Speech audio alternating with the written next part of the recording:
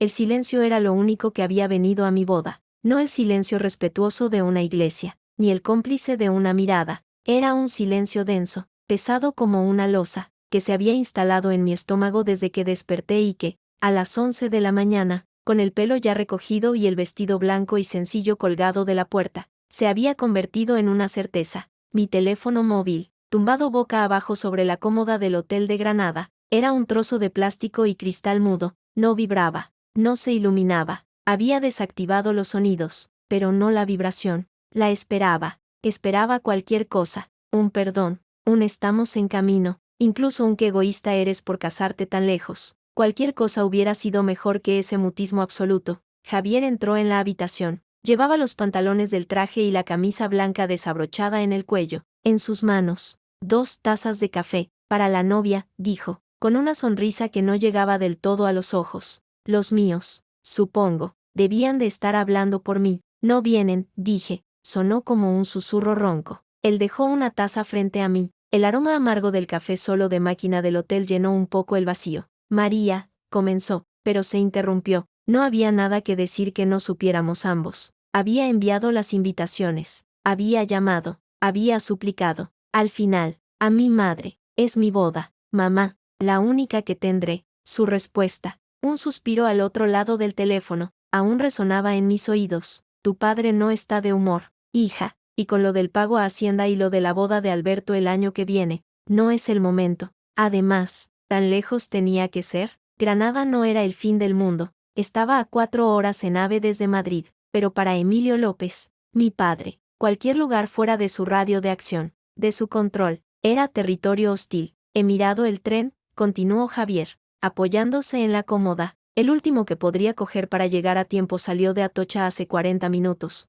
No están en él. Lo sé, sonó un pitido. Los dos nos sobresaltamos. Nuestras miradas se clavaron en el teléfono como si fuera una serpiente. Una notificación de Instagram. No era una llamada. No era un mensaje. Respiré hondo. Una respiración temblorosa. Y di la vuelta al aparato. Era una actualización de mi hermano, Alberto. Una story. La abrí. Una mano su mano acariciando el volante pulido, de cuero, de un coche nuevo, un BMW Serie 4, azul. La foto estaba tomada desde el asiento del conductor. En la esquina, un pie descansando con arrogancia sobre el pedal. El texto, en una tipografía blanca y cursiva, decía, bendito viernes, a estrenar juguete, gracias, papá, almohadilla nuevo brillo almohadilla López e Hijos. Sentí un sabor a bilis en la boca, lo tragué con un sorbo de café, que ya sabía a cenizas. ¿Qué pasa?, preguntó Javier, viendo mi expresión. Le pasé el teléfono, él miró la foto, sus labios se fruncieron en una línea delgada, dura.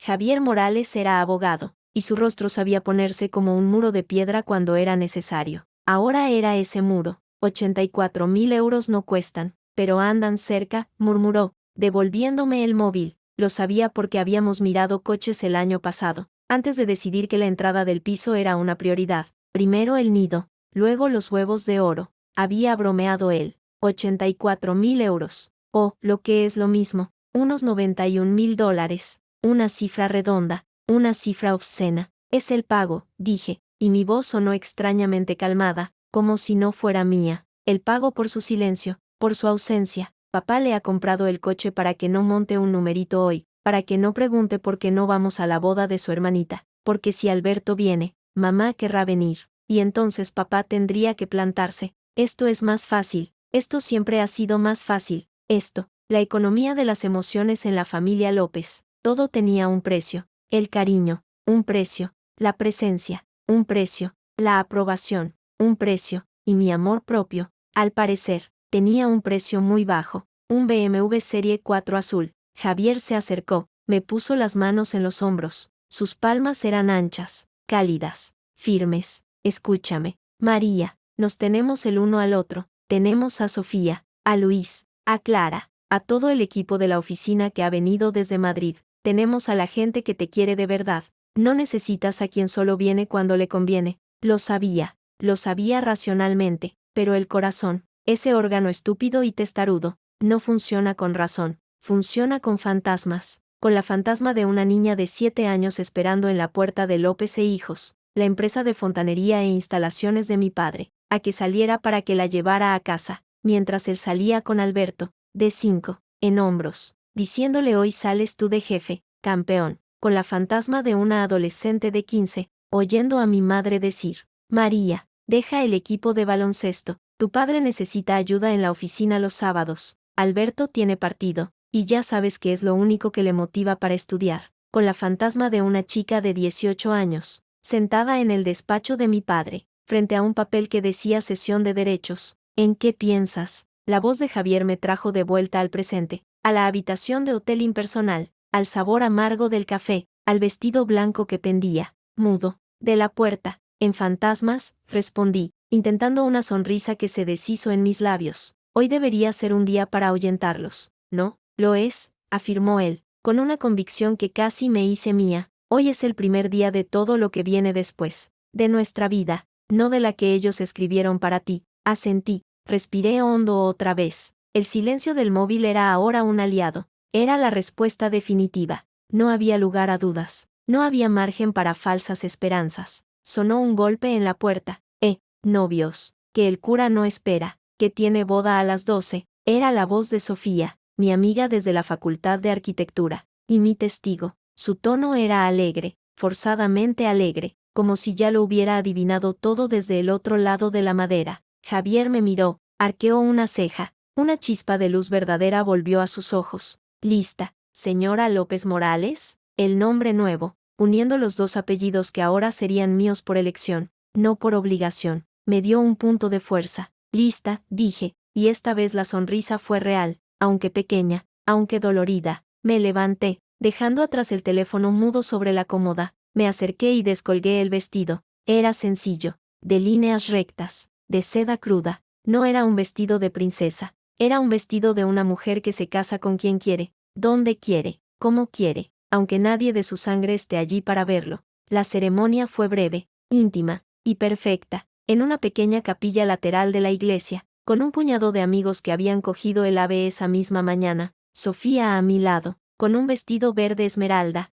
llorando más que yo. Luis, el compañero de despacho de Javier, haciendo de su testigo. No había música de órgano, sino un violín que una amiga de Sofía, granadina, tocó como si le estuviera hablando a Dios. No había un banco lleno de familiares. Los pocos asientos estaban ocupados por caras que me querían, no por obligación, sino por elección. ¿Por quién era? Cuando el cura dijo: podéis besaros. Y Javier me besó, un beso suave, prometedor, un juramento en sí mismo. Sentí que el silencio en mi estómago se rompía. No desaparecía, pero se resquebrajaba, dejando entrar un hilo de luz cálida, de alivio. Había hecho lo correcto. Esto era lo correcto. La comida fue en una tetería del Albaicín, con vistas a la Alhambra. Fue ruidosa, llena de risas, de brindis torpes y sinceros. Nadie mencionó a mi familia, nadie preguntó. Era un regalo que aprecié más que cualquier otro. Sofía, sentada a mi derecha, me apretó la mano bajo la mesa en un momento dado. Son unos cabrones, murmuró, tan bajo que solo yo pude oírlo, mientras levantaba su copa de cava para un brindis absurdo por el Betis. Pero tú tienes mejor familia ahora, asentí, con los ojos llenos de lágrimas que, por fin,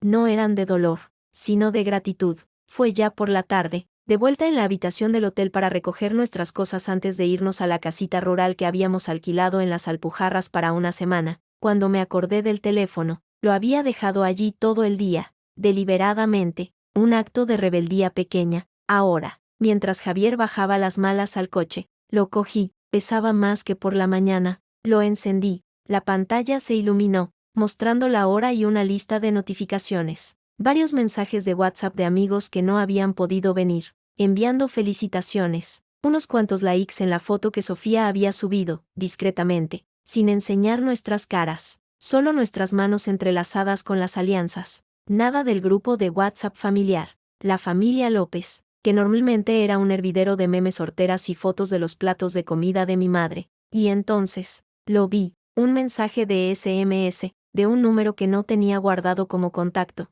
pero que reconocí de inmediato, grabado a fuego en mi memoria desde la adolescencia, el número de mi padre. El corazón se me detuvo, luego empezó a latir con fuerza, golpeándome las costillas. Un arrepentimiento de última hora, una explicación, una disculpa. con manos que de repente se sentían torpes. Entré en la aplicación de mensajes. El texto era corto, brutalmente corto. Enhorabuena, solo esa palabra. Ni hija, ni María, ni un signo de exclamación, solo enhorabuena, con punto, un frío reconocimiento de un hecho, como si hubiera aprobado un examen. Y debajo, una notificación del banco, una transferencia entrante. Abrí la aplicación de mi banco con un presentimiento helado. Allí estaba, una transacción, del mismo número de cuenta que durante años me había ingresado mi asignación semanal, y luego mi sueldo, cuando trabajé para él, un ingreso de €1, en el concepto, 3 letras, PAG, la abreviatura de pago, como el pago de una factura, como la liquidación de una deuda.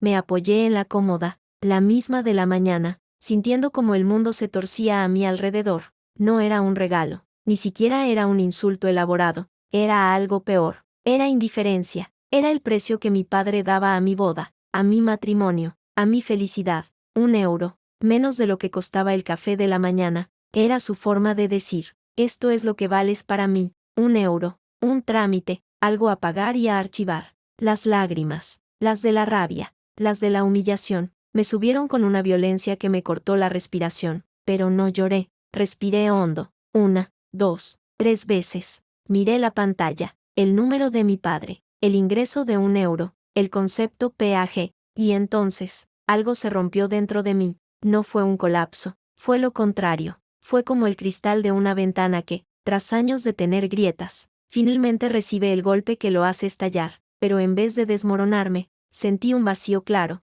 nítido y frío, un vacío donde antes había habido el deseo constante, desesperado, de su aprobación. Sonaron pasos en el pasillo, Javier entró, con el abrigo ya puesto. ¿Todo listo? La carretera nos espera y se detuvo al verme la cara. María, ¿qué pasa? Sin decir una palabra, le alcancé el teléfono. Él leyó el SMS, miró la notificación del banco. Su expresión, que había sido de cansancio feliz, se transformó, primero en incredulidad, luego en una ira tan profunda y controlada que nunca le había visto. No, dijo, con una voz ronca, no lo ha hecho. Sí, €1, un puto euro, es su firma, dije, y mi voz sonaba extrañamente serena en mis oídos. Su sello, es el hombre que, cuando me dio mi primer sueldo en la empresa, después de llevar 3 años compaginando estudios y trabajo, me entregó un sobre y me dijo, no está mal para empezar, pero no te acostumbres, que esto es un regalo. Ese hombre, Javier cerró los ojos, contó hasta 3, luego me miró, bórralo, borra el mensaje, borra su número, no le des el gusto de que veas que te ha afectado, pero yo ya no estaba afectada, estaba vacía, y en ese vacío, crecía algo nuevo, algo duro, algo decidido. No, dije, cogiendo el teléfono de sus manos, no lo voy a borrar. Abrí la aplicación de transferencias de mi banco, ingresé el número de cuenta de mi padre, que conocía de memoria después de tantos años, en la cantidad, escribí, 0,84 euros. En el concepto, escribí, lentamente, con el dedo, devolución, no gracias. Antes de que pudiera arrepentirme, pulsé enviar. La aplicación mostró un círculo de carga, y luego, la confirmación verde, transferencia realizada. Le mostré la pantalla a Javier, él la miró, y entonces, por primera vez en ese día de emociones a raudales, una sonrisa verdadera, amplia, llena de un humor negro y satisfecho, le iluminó la cara. Le has devuelto el cambio, dijo, y se rió, una risa corta, liberadora. Al céntimo, asentí yo, y de repente, también me reí. Era una risa extraña, medio ahogada, medio histérica, pero era risa. Había roto el hechizo. Con 84 céntimos, había devuelto su euro. Le había dicho, en el lenguaje que él entendía, el lenguaje del dinero y las transacciones, que su pago no era necesario, que yo no le debía nada, que no aceptaba su moneda. Fue en ese momento, con la risa aún secándose en mis ojos, cuando el teléfono vibró de nuevo en mi mano. No era una notificación del banco, era otro SMS, del mismo número. Mi sonrisa se congeló. Javier vio mi expresión y se acercó. ¿Qué quiere ahora? Abrí el mensaje. Era más largo que el anterior. Lo leí. Luego lo leí otra vez, porque mi cerebro se negaba a procesar las palabras. María, tu hermano se casa en septiembre. La boda será en el Palacio de Liria. Necesita ayuda. Son $8,400. Es tu obligación como hermana. Mándalos a esta cuenta. Es 7621-0008-3845-020005.321. No me falles, padre. No era una petición. Era una orden. Una factura. Una factura atrasada, por el mero hecho de existir como su hija, de haber tenido la osadía de nacer mujer y de querer una vida propia. $8,400. La misma cifra, convertida, que el coche nuevo de Alberto. No era una coincidencia, era un cálculo, el precio de mi obligación, el precio de su perdón, quizás, o simplemente el precio de seguir formando parte, aunque fuera como cajero automático, de la familia López. Miré a Javier. Él ya había leído el mensaje por encima de mi hombro. Su rostro ya no mostraba ira, mostraba algo peor. Lástima, lástima por mí, por la familia que me había tocado. $8,400, musité, porque Alberto se casa en un palacio, y yo me casé en una capilla de pueblo con 20 personas. María, la voz de Javier era suave, pero firme. No le des nada, ni un céntimo. Esto es de locos. Lo sabía con cada fibra de mi ser. Pero algo dentro de mí, el último vestigio de esa niña que esperaba a la puerta de la empresa, se estremeció. Era una orden de mi padre. Nunca, en mis 32 años, había desobedecido una orden directa de mi padre. Las consecuencias siempre habían sido terribles. El silencio durante semanas, miradas de decepción que cortaban más que gritos, la sensación de ser una decepción, una carga, una hija defectuosa. Respiré hondo. El aire olía a flores mustias de la boda y a café frío. Miré el vestido blanco, ahora guardado en una funda de plástico. Miré a Javier, a mi marido, cuya mirada era de apoyo inquebrantable, pero también de preocupación. Miré el teléfono, con aquellas palabras grotescas en la pantalla. Es tu obligación como hermana. Y entonces, miré hacia adentro, al vacío claro y frío que había dejado el mensaje del euro. Y en ese vacío, encontré mi respuesta. No una respuesta de hija, una respuesta de mujer, de arquitecta que construía su vida sobre sus propios cimientos, de esposa de un abogado que sabía que la justicia, a veces, no era la de la sangre. Sin decir una palabra, abrí de nuevo la aplicación del banco. Javier puso una mano sobre la mía. María, no te preocupes, dije, y mi voz sonó extrañamente tranquila. Clara, no le voy a dar lo que pide. Introduje el número de cuenta que él había proporcionado. En la cantidad, escribí, $1.01. En el concepto, escribí, lentamente, con una calma mortal, por la boda. Buena suerte, pulsé enviar. La confirmación verde brilló en la pantalla. ¿Qué has hecho?, preguntó Javier, sin comprender del todo. Le he enviado $1, dije, dejando el teléfono sobre la cómoda, como si fuera algo sucio, por la boda, y le he deseado buena suerte, porque la va a necesitar. Javier me miró, y poco a poco, su expresión de perplejidad se transformó en una de admiración, mezclada con un poco de temor. Se va a poner hecho una fiera. Lo sé, asentí, cogiendo mi bolso y la funda con el vestido. Y por eso, lo primero que haremos cuando lleguemos a Madrid mañana no será deshacer las maletas. No, ¿qué será? Lo miré a los ojos, y en los míos debía de brillar una determinación nueva, de un metal que él no había visto antes. Será llamar a un cerrajero, y cambiar todas las cerraduras de la puerta de casa. El viaje de vuelta a Madrid, al día siguiente, fue en silencio, un silencio diferente. No era el silencio pesado de la esperanza defraudada, era el silencio concentrado de quien prepara una batalla. Mientras las llanuras de la Mancha desfilaban por la ventanilla, Javier conduciendo con una mano sobre mi muslo, yo repasaba mentalmente cada cerradura, cada ventana, cada punto débil de nuestro piso en el barrio de Salamanca. No era solo una puerta lo que quería cambiar, era un límite, una frontera, y esa frontera empezaba en el umbral de mi hogar. Mi teléfono estuvo en silencio toda la noche y toda la mañana. No hubo respuesta al dólar, ni un acuse de recibo, ni una maldición, nada. Ese silencio era, de alguna manera, más aterrador que una llamada de ira. Era el silencio del depredador que reconsidera su ataque, el silencio antes de la tormenta. Llegamos a Madrid a mediodía. Nuestro piso, en un edificio señorial de la calle Jorge Juan, olía a cerrado, a polvo y a paz. Una paz que sentí amenazada en el mismo instante en que crucé la puerta. Mientras Javier subía las malas, yo me quedé en el recibidor, mirando la puerta. Era una puerta bonita, de roble macizo, con 2 cerraduras, una de pomo y una de seguridad de doble giro. Había sido lo primero que habíamos comprado juntos.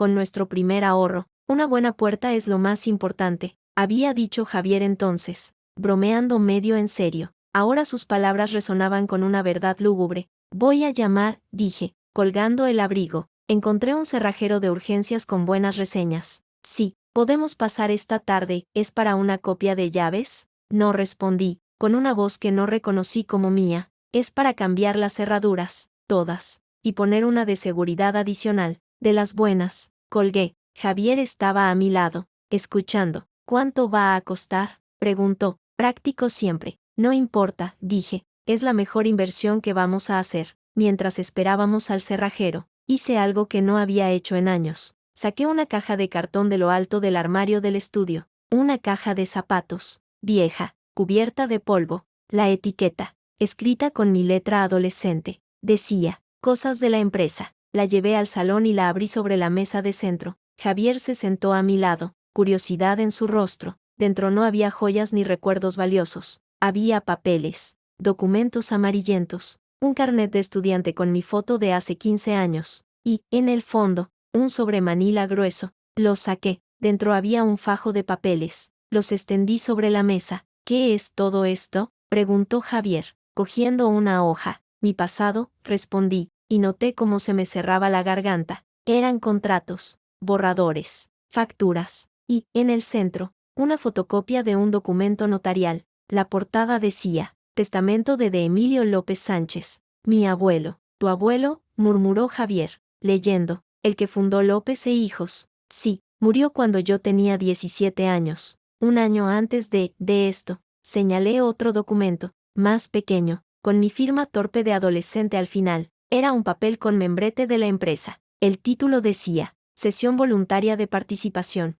Javier cogió el papel, leyendo con la concentración que ponía en los expedientes de sus casos. Sus ojos se movían rápidamente, absorbiendo los párrafos llenos de jerga legal. La abajo firmante, María López Ruiz, cede y transfiere a favor de su padre, de Emilio López Ruiz, todos sus derechos, acciones y participaciones en la empresa López e Hijos, S.L., derivados del testamento de Emilio López Sánchez, a cambio de la cantidad de €1, leyó en voz alta. Luego levantó la vista hacia mí. Sus ojos eran dos pozos oscuros de incredulidad. €1, otra vez. María, esto es, una estafa, terminé yo, y la palabra, dicha en voz alta después de tantos años, resonó en la habitación como un disparo. Mi abuelo me dejó el 30% de la empresa. A mí, a su nieta, porque, según él, yo tenía cabeza para los negocios. A Alberto, que entonces tenía 12 años, le dejó un paquete de acciones simbólico, un 10%,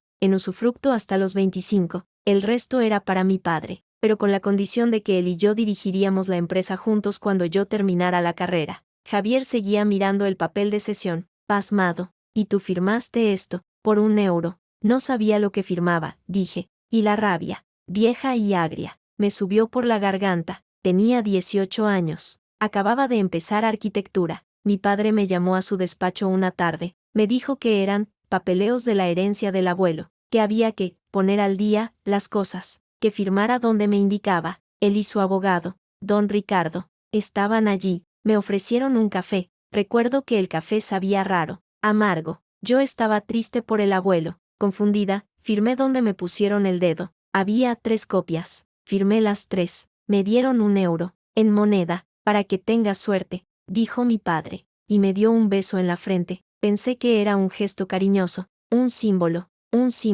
sí, masculló Javier, con desprecio, el símbolo de que te robó tu herencia, 30% de López e Hijos. Ahora mismo, ¿cuánto vale? La empresa tiene problemas, dije, por lo que oí la última vez que hablé con mi madre, hace meses. Andan mal de liquidez, pero el nombre, la cartera de clientes, los almacenes, €500,000. Fácil, quizás más. 30% serían €150,000, calculó Javier al instante, su mente legal haciendo números, y eso sin contar los dividendos de los últimos 14 años. Dios, María, ¿y nunca lo cuestionaste? ¿Nunca fuiste a un abogado? Era mi padre, dije, simplemente, y en esas 3 palabras estaba todo el peso de mi educación, de mi lealtad mal entendida, de mi miedo, y además, luego vino lo del BMW. ¿El BMW? Sí, a la semana de firmar, mi padre apareció con un BMW Serie 3 nuevo, para la empresa, dijo, pero lo usaba Alberto para ir a la universidad. Yo seguía yendo en metro. Cuando pregunté, mi madre me dijo, no seas envidiosa, María, tu padre trabaja mucho para darnos estas cosas, tú ya tienes tus estudios pagados. Y me callé durante 14 años. El timbre de la puerta sonó, haciéndonos saltar a los dos. Era el cerrajero, un hombre cincuentón con cara de pocos amigos y manos como palas. Le expliqué lo que quería, cambiar las 2 cerraduras existentes por otras de máximo seguridad, y añadir una cadena interior y un pestillo de los fuertes. ¿Problemas con alguien?, preguntó el hombre, mientras desenfundaba sus herramientas con la eficacia de quien ha hecho eso 1000 veces. Problemas familiares, respondió Javier, poniendo una mano en mi hombro. El cerrajero asintió, sin inmutarse. Debía de verlo todos los días, mientras el hombre trabajaba, desmontando con destreza las viejas cerraduras. Yo guardé los papeles de la caja, no los volví a esconder. Los puse en una carpeta de anillas nueva, que dejé sobre mi escritorio. A la vista, mi historia, mi prueba. Las nuevas cerraduras eran bloques macizos de acero, de un gras mate. Las llaves que nos entregó el cerrajero eran pesadas, con un diseño complejo, imposible de copiar sin el permiso del dueño y la tarjeta de código. Nos aseguró, pagamos en efectivo. Le di una propina generosa. Cuando se hubo ido, probamos las llaves. El giro era suave, pero firme. El sonido del pestillo al cerrarse era un clic sólido, definitivo. Cerrojamos la puerta por dentro, pusimos la cadena. El sonido del metal deslizándose en su guía fue la nota más dulce que había oído en mucho tiempo. Estamos a salvo, dijo Javier, abrazándome por detrás mientras yo apoyaba la frente contra la puerta fría. Por ahora, susurré. Y entonces, como si mis palabras hubieran sido una invocación, sonó el teléfono. No era mi móvil, era el fijo, el teléfono fijo que apenas usábamos, cuyo número solo tenían los bancos, las compañías de seguros, y mi familia. Javier y yo nos miramos. El timbre sonó de nuevo, estridente, intrusivo, en el silencio del piso. No conteste. El teléfono fijo seguía sonando, un timbre estridente que taladraba el silencio recién estrenado de nuestro piso. Javier y yo nos miramos fijamente, paralizados. Nadie llamaba a ese número. Nadie excepto, ¿lo contesto?, preguntó Javier, pero ya se acercaba al aparato blanco que colgaba en la pared del recibidor. No, dije, pero era demasiado tarde. Él ya había descolgado. Diga, dijo, con su voz de abogado, profesional y distante. Pude oír la voz al otro lado, aguda, frenética, aunque no distinguía las palabras. No era la voz grave de mi padre. Era una voz de mujer, más joven, llena de pánico. Javier frunció el ceño, luego me miró. Es para ti, dijo, tapando el auricular con la mano. Dice que es tu prima Laura, que es urgente. Laura, la hija de mi tía Isabel, la hermana de mi padre, 2 años menor que yo. No hablábamos desde la comunión de su hija, hacía siglos. Dudé, esto era una jugada de mi padre. Tenía que serlo. Mandar a Laura de mensajera. Dile que no estoy. Javier asintió y se llevó el auricular a la oreja. Lo siento, Laura. María no está disponible en este momento. ¿Puedo? La voz al otro lado se volvió más aguda, más desesperada. Javier escuchó, su expresión cambiando de profesional a genuinamente alarmada. Un momento, dijo, y me tendió el teléfono. Tienes que hablar con ella. Es sobre tu tía Isabel. Dice que está en el hospital. El corazón me dio un vuelco. Isabel, la única persona de la familia que, de vez en cuando, me había dirigido una mirada de complicidad en las cenas navideñas. La que una vez, cuando yo tenía 14 años, me había susurrado, no dejes que te apaguen. María, tienes más luz que todos ellos juntos. Tomé el auricular de la mano de Javier. Noté que mis dedos temblaban ligeramente. Laura, ¿qué pasa? María, Dios, gracias a Dios. He intentado llamar a tu móvil pero iba directo al buzón. Su voz sonaba a lágrimas contenidas. A miedo. Es mamá. Ha tenido algo. Un susto. En el trabajo. Está en La Paz. No sé muy bien qué pasa, pero cuando la trajeron en la ambulancia, lo único que decía una y otra vez era, tengo que hablar con María, tengo que decírselo. ¿Decirme qué?, pregunté, mientras Javier se acercaba, poniendo una mano en mi espalda en un gesto de apoyo. No lo sé, pero estaba muy agitada. Los médicos le han dado algo para calmarla, pero, María, por favor, ¿puedes venir? Creo que es importante, y no quiero llamar a tu padre. Ya sabes cómo se pone. Sí, lo sabía. Mi padre y su hermana Isabel se llevaban como el perro y el gato. Él la consideraba una roja resentida por haberse divorciado y trabajar de administrativa en vez de buscar un buen marido. Ella lo consideraba un cacique de pacotilla. No se hablaban desde la muerte de mi abuelo. Miré a Javier. Él me miró a los ojos y asintió. Una vez, con decisión. Voy, dije. Dime la planta. El Hospital La Paz era un laberinto de luz fluorescente, olores a desinfectante y un zumbido de ansiedad sorda. Encontré a Laura fuera de la habitación 407 de traumatología. Parecía hecha polvo, con los ojos enrojecidos y un jersey arrugado. María, dijo, y se abrazó a mí de forma inesperada. Olía a café y a miedo. Gracias por venir. Lo siento. Sé que no nos vemos mucho. No importa. ¿Cómo está? Estable. Se ha caído en la oficina. Un mareo. Dicen. Le han hecho un TAC. Esperando resultados. Pero no es eso, bajó la voz, mirando hacia la puerta de la habitación. Es lo que pasó antes de caerse. Estaba discutiendo por teléfono. Con tu padre. Un escalofrío me recorrió la espalda. ¿Con mi padre? ¿Por qué? Laura tragó saliva, nerviosa. No lo sé todo. Solo oí parte de la conversación. Mamá estaba en su despachito, con la puerta casi cerrada, pero levantaba la voz. Decía cosas como, no puedes seguir así, Emilio, es tu hija, por el amor de Dios. Y lo de los papeles fue una canallada, y lo sabes. Luego hubo un silencio, y ella gritó, si no dejas a María en paz, se lo digo todo, a ella y a quien haga falta. Y entonces se cayó, o al menos eso creemos. La encontramos en el suelo, con el teléfono aún en la mano. El pasillo del hospital pareció inclinarse a mi alrededor. Lo de los papeles, una canallada. Mi mano buscó la de Javier, que estaba a mi lado, silencioso, escuchándolo todo con su mirada de abogado analizándolo todo. Tengo que verla, dije, con una voz que no reconocí. Laura asintió y abrió suavemente la puerta. Isabel yacía en la cama, pálida contra las sábanas blancas. Parecía más pequeña, más frágil que la mujer de carácter feroz que recordaba. Tenía un goteo en el brazo y un monitor junto a la cama emitía un suave pitido con el ritmo de su corazón.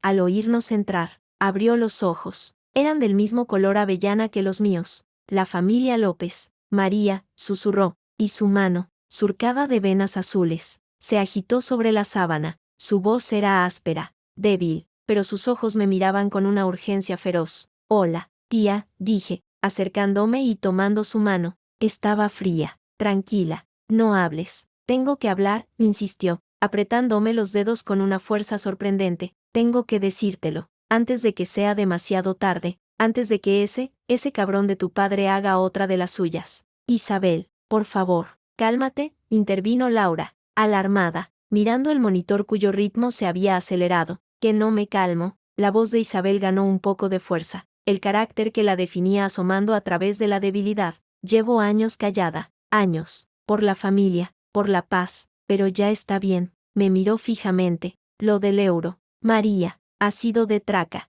pero me ha dado alegría. Sí, alegría, porque por fin le has plantado cara. Al fin, tía, escúchame. Lo de tu abuelo, el testamento, tosió, un sonido seco y preocupante. Tu padre lo cambió. No el testamento final, el que se presentó al notario. Ese era legal, pero hubo otro, uno anterior. Tu abuelo, antes de perderse del todo, me lo enseñó. Quería que yo fuera testigo, de que lo hacía a conciencia, que tú eras su sangre tanto como Alberto, que eras lista, que tenías cabeza, que la empresa, parte de ella, era tuya. El aire se me escapó de los pulmones. Lo sabía, en el fondo, siempre lo había sabido, pero oírlo de labios de otra persona, de su hermana. ¿Tienes ese testamento?, preguntó Javier, hablando por primera vez. Su voz era tranquila, profesional, pero yo podía ver la tensión en su mandíbula. Isabel movió la cabeza, con dolor. No, tu padre, cuando el viejo murió, registró la casa, se llevó todo, dijo que eran papeles sin importancia, pero yo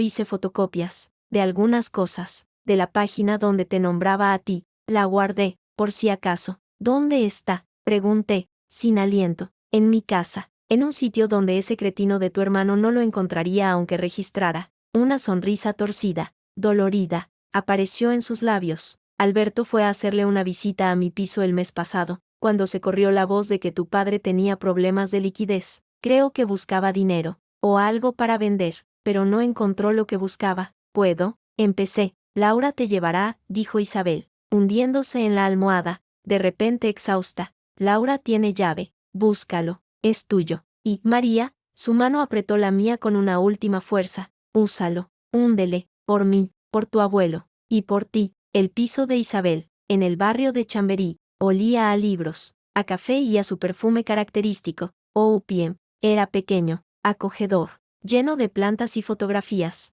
En una de ellas, más reciente, Isabel posaba con Laura y su nieta, sonriendo. En otra, más antigua, mi abuelo, con su bigote canoso, tenía un brazo alrededor de los hombros de una Isabel joven. Mi padre no salía en ninguna foto. Laura iba directa a la estantería del salón, llena de libros. Sin dudar, sacó un grueso volumen encuadernado en piel verde, 100 años de soledad. Lo abrió. En su interior, el libro estaba hueco, un hurón literario. Dentro, un sobre Manila, doblado para caber. Siempre decía que era el mejor escondite, musitó Laura, con una media sonrisa triste, que nadie que no tuviera alma lectora buscaría aquí. Sacó el sobre y me lo tendió. Era más grueso de lo que esperaba. Lo abrí con dedos que temblaban. Dentro, había varias fotocopias, algo amarillentas. La primera era la portada de un testamento, firmado por mi abuelo, Emilio López Sánchez, fechado 3 años antes de su muerte. No era el definitivo,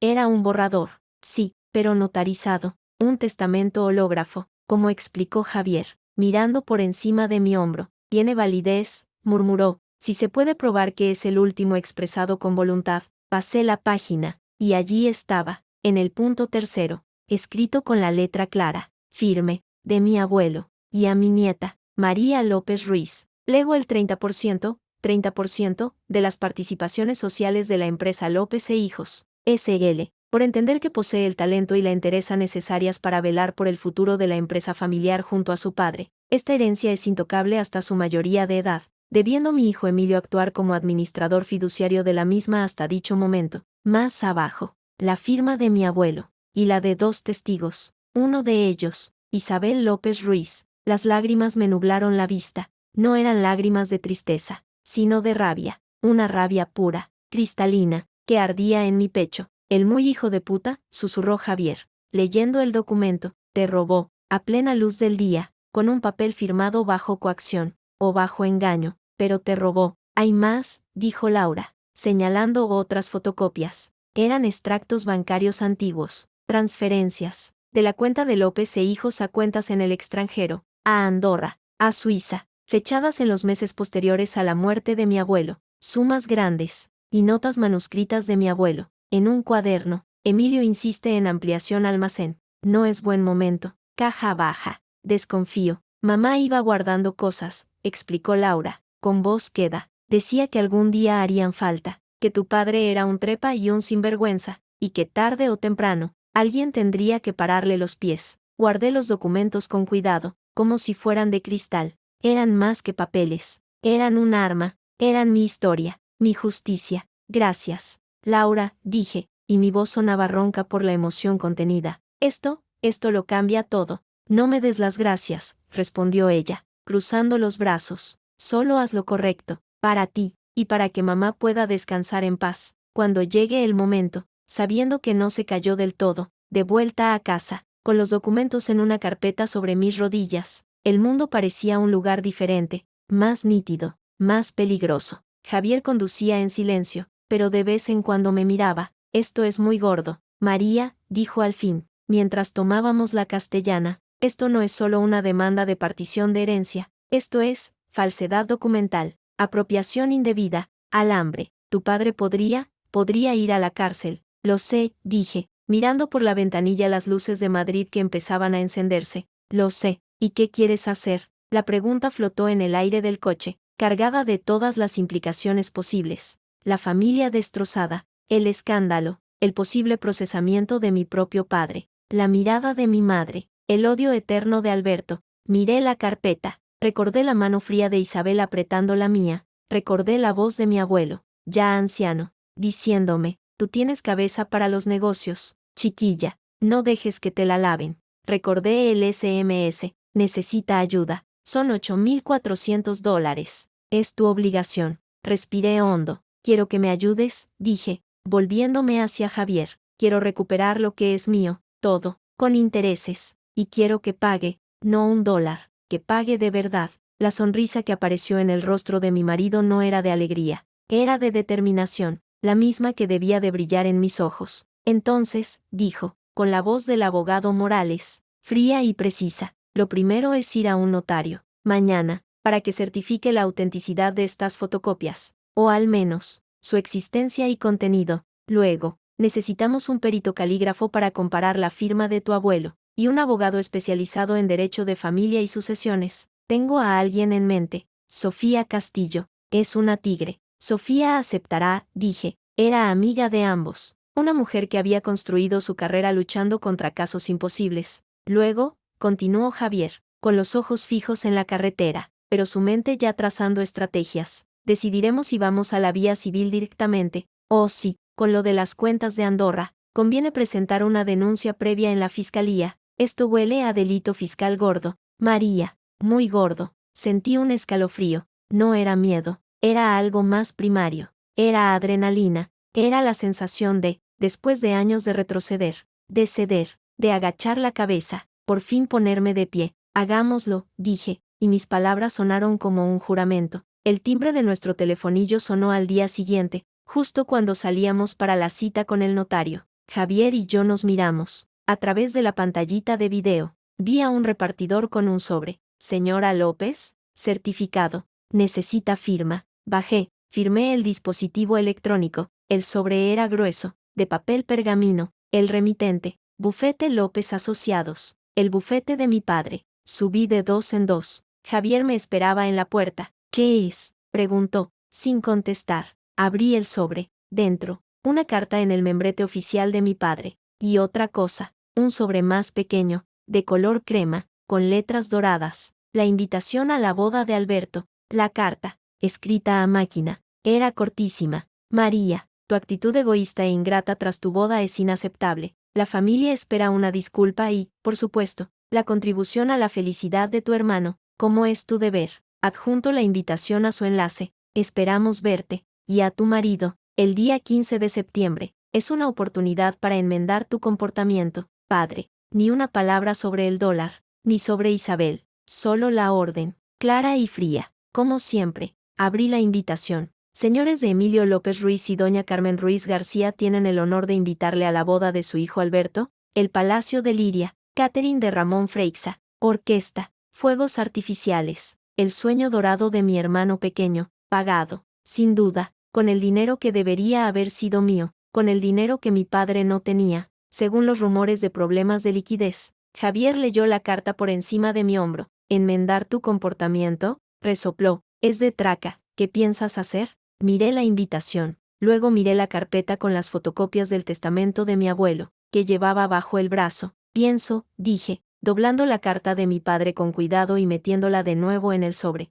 junto con la invitación, que necesitamos un sobre más grande, y otro sello. Él arqueó una ceja, confundido. Metí la invitación y la carta en el sobre de pergamino. Luego, de mi bolso, saqué un bolígrafo. En el frente, donde ponía el nombre y la dirección de mi padre, tracé una gran X, y debajo, con letra clara y firme, escribí, devuelto al remitente, dirección desconocida. Lo dejé sobre la mesa de la entrada. Vamos, dije, cogiendo del brazo a un Javier que empezaba a sonreír. Tenemos una cita con un notario. Y luego, con una abogada. Tenemos una boda a la que prepararnos. La mía, no la de Alberto. La mía era una boda de otra clase. Una boda con la justicia. Y esta vez, no iba a haber ausentes. Iba a haber testigos. Y uno de ellos, desde una cama de hospital, ya estaba listo para hablar. El timbre sonó como un latigazo en el silencio de nuestro piso. Eran las 9 de la noche, 3 días después de nuestra visita al notario.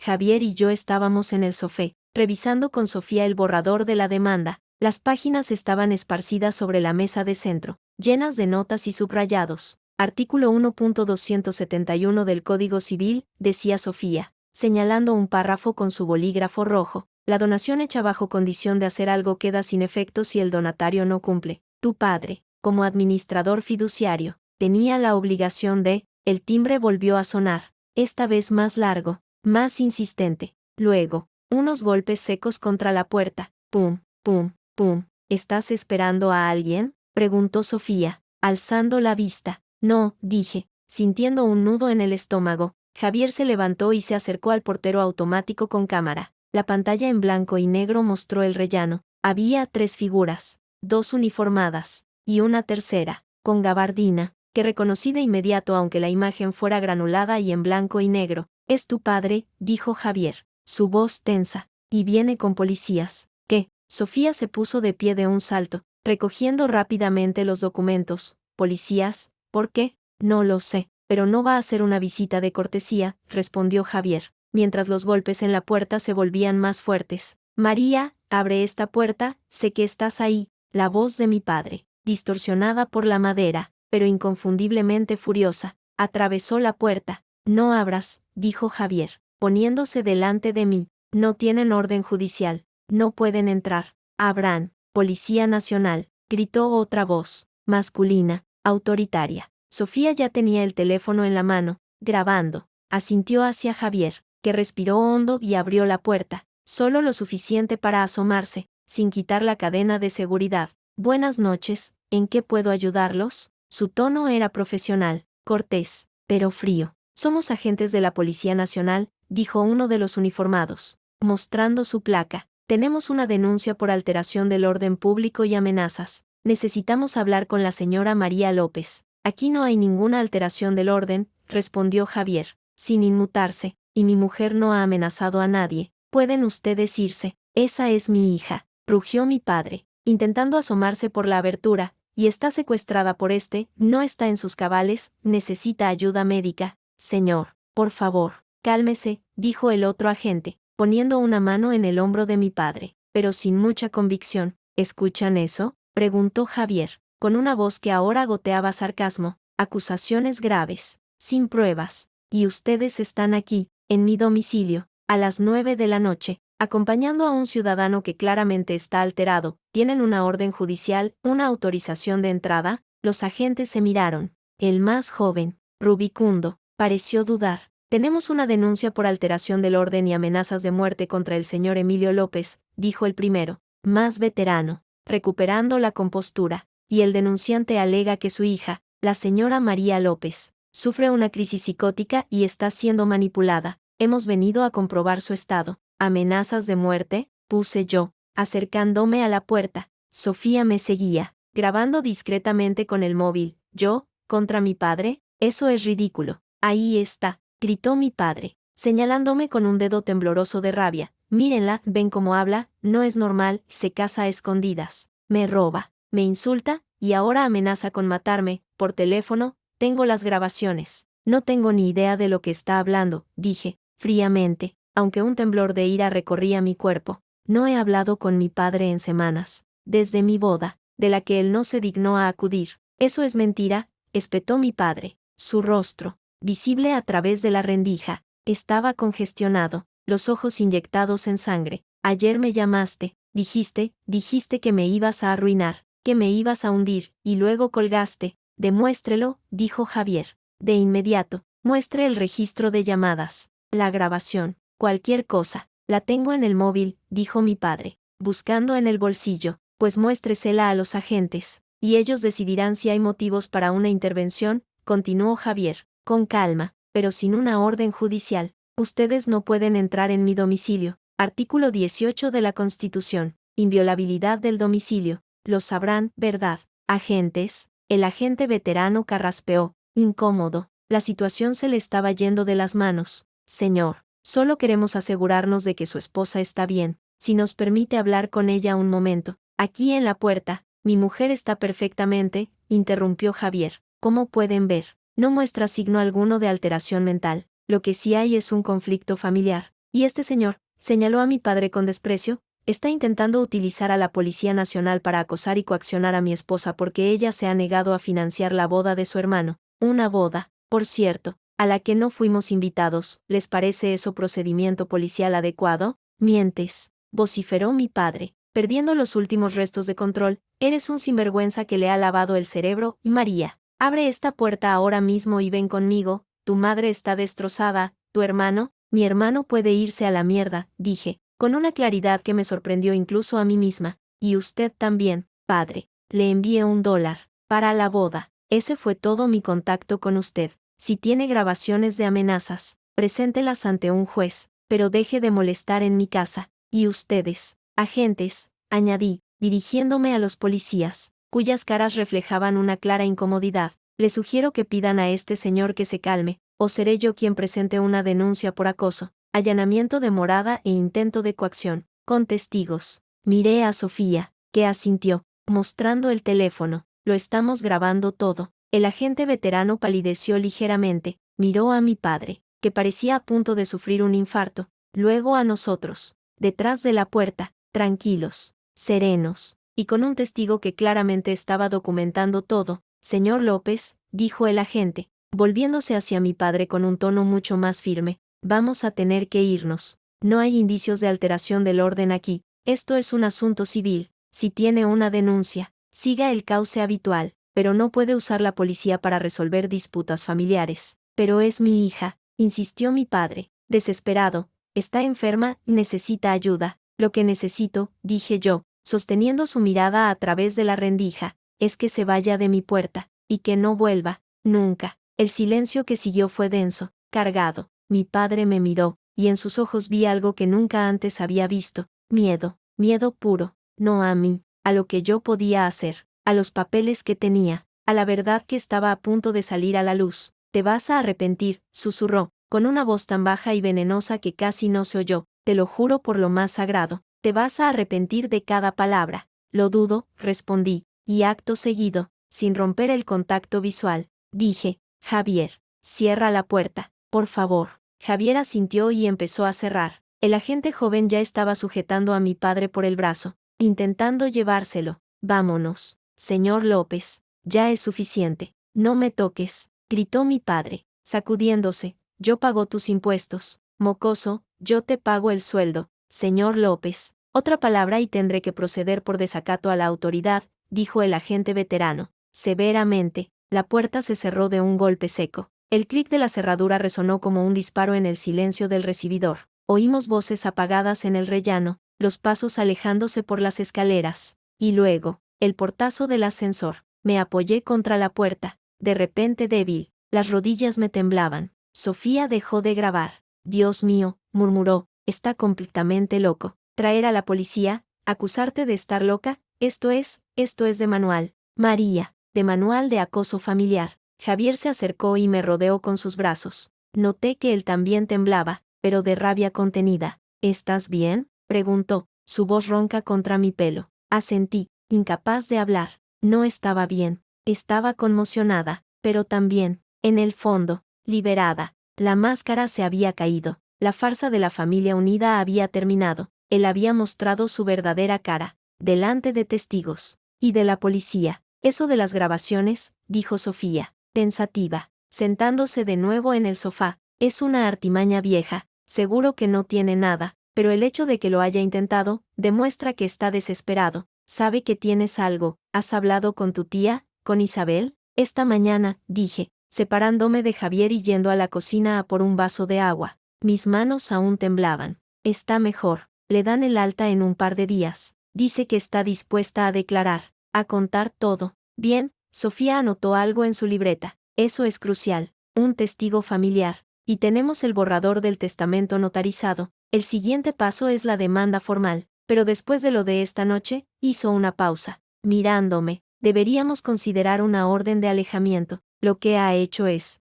como mínimo, acoso. Y ha intentado usar a la policía para coaccionarte. Es grave. Sí, dije, bebiendo un sorbo de agua. Quiero una orden de alejamiento contra mi padre, y contra mi madre, y contra Alberto, si hace falta, que no se puedan acercar a menos de 500 metros de mi casa, de mi trabajo, de cualquier lugar donde yo esté. Voy a preparar la solicitud mañana mismo, dijo Javier, con determinación, y también la denuncia por la falsedad en el testamento. Ya no hay vuelta atrás. María, esto es la guerra. Lo sé, suspiré, dejándome caer en un sillón, y él también lo sabe, por eso ha venido. Era un acto de desesperación, y no será el último, advirtió Sofía, cerrando su carpeta. Un tipo como él, acostumbrado a mandar, a tener el control, no se va a rendir porque le cierres la puerta en las narices. Al contrario, se va a volver más peligroso. ¿Qué sugieres?, preguntó Javier. Que vayamos a la ofensiva, dijo Sofía, y sus ojos brillaron con una luz fría. Profesional,